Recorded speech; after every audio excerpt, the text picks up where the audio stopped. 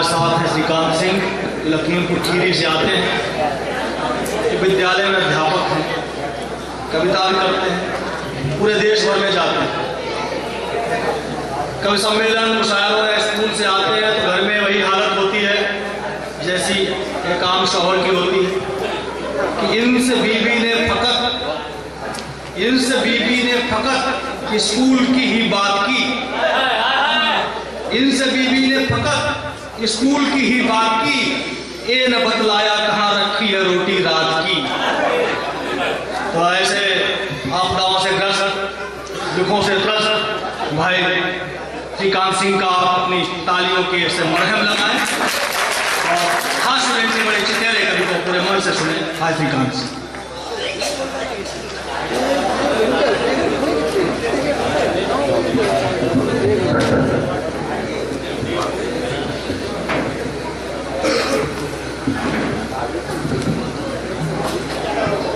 अभी उच्च कोटि के कवि का पाठ कर रहे थे, मैं नीच कोटि का कवि।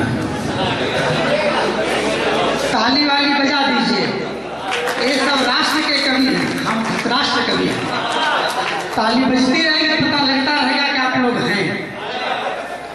हमारी बीवी को बता रहे थे, पता नहीं अपनी बीवी के बारे में तो नहीं बताया करते हैं, दूसरे की बीवी के बारे में ताक झाँक करने की क्या जरूरत है। बहुत अच्छा संचालन कर रहे हैं अरविंद पथिक जी।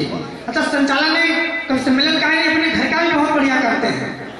अक्सर लोग कह देते घर का नहीं करते, हमें कहते घर का बहुत बढ़िया करते, इतना बढ़िया करते, इतना बढ़िया करते, इतना बढ़िया करते। चार पंक्तियां सुनो कि महीने में दिन होते 30 या 31 और एक कवि सम्मेलन पढ़ते 32। महीने में दिन होते 30 या 31, एक कवि सम्मेलन पढ़ते 32। तो अक्सर घर पर रह नहीं पाते हैं, घर की जिम्मेदारी किसी और पर डाल जाते हैं। मैंने इनसे पूछा इसका एक दिन कारण, आपके पीछे घर का कौन करता है संचालन? ये मस्त होकर बोले अपनी व्यवस्था तो राम भरोसे रहती है।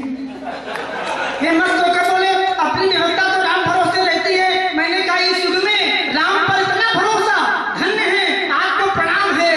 ये मुस्कुराते हुए बोले राम भरोसे हमारे घर के नौकर का नाम है।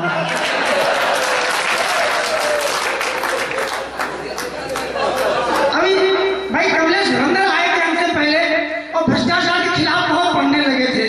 एक देश का एकमात्र मैं से इकलौता कवि हूँ जो भ्रष्टाचार के समर्थन में खड़ा हूँ, इसीलिए केजरीवाल की हमारी पटरी नहीं खाती। हम आपको सब बता रहे हैं, हमने एक दिन कल्पना की थोड़ी देर के लिए कि भ्रष्टाचार खत्म हो गया, बिल्कुल खत्म हो गया, कतई खत्म हो गया। आप सोचो कतई खत्म हो गया भ्रष्टाचार, फिर तहसील में क्या होगा, कचहरी में क्या होगा, ब्लैक में क्या होगा, थानों में क्या होगा। हम तो कभी कभी ये भी कहते हैं महंगे महंगे कवि सम्मेलन मुशायरे कैसे होंगे।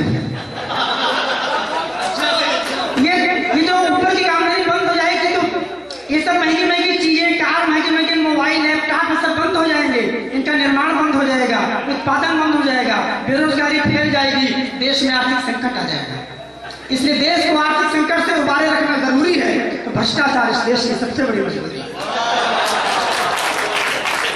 अच्छा हमें कोई कहे कि लंगड़े हैं हमें समझ में आता, लेकिन कोई बाहर का कहते था तो बहुत बुरा लगता है। हमको एक बार अमेरिकी मिल गया और वो कहने लगा तुम्हारा देश बहुत गरीब है। हमने कहा आपने कैसे जान लिया?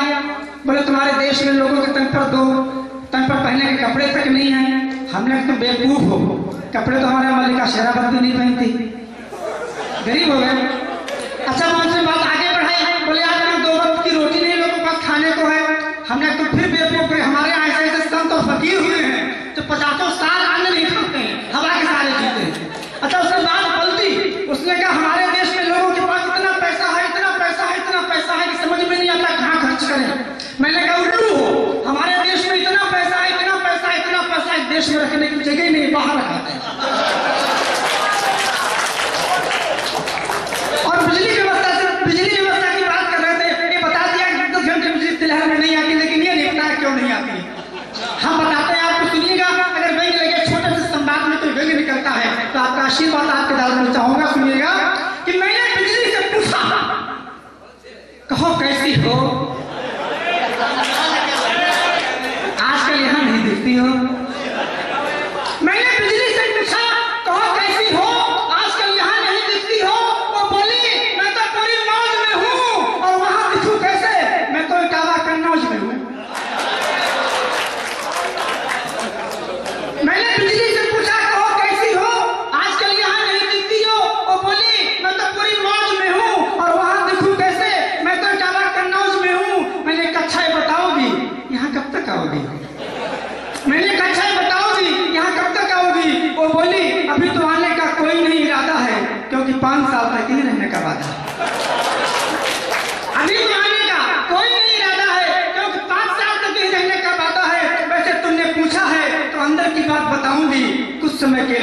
2014 में आऊंगी कुछ समय के लिए, 2014 में आऊंगी कुछ समय के लिए, 2014 में।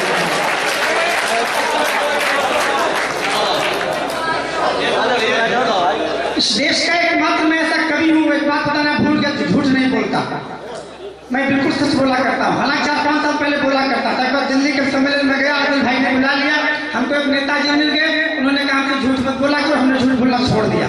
लेकिन ऐसे नहीं बोल दिया, नेताजी ने कहा झूठ मत बोला करो, मुझे लगा महात्मा गांधी की आत्मा प्रवेश कर गई, तो मैंने कहा झूठ क्यों न बोला करें, बोले ये काम तो हम लोग कर रहे हैं, कन्याकुमारी से लेकर कश्मीर तक कर रहे हैं, अरे डंके की चोट पे करते हैं, आपके घर आके बोलते हैं, घोषणा पत्र जारी करके बोलते हैं, संसद विधानसभा में बोलते हैं झूठ हमारा झूठ है। हम भी मस्ती में थे, वो भी मस्ती में थे, हमने झूठ बोल के दिखाओ, सामने से कुत्ता जा रहा था, मस्ती में बोल पड़े कि कुत्ता नहीं बिल्ली है, तो हमने कहा आप कह हम मान लेंगे। नेताजी मुस्कुराए, बोले अगर कुत्ता खुद ही कहे मैं बिल्ली हूँ तब तो मानोगे। हमने कहा कहलवाइए, बोले काम हम थोड़े करेंगे, ये तो हमारी पुलिस करेगी। जय हो।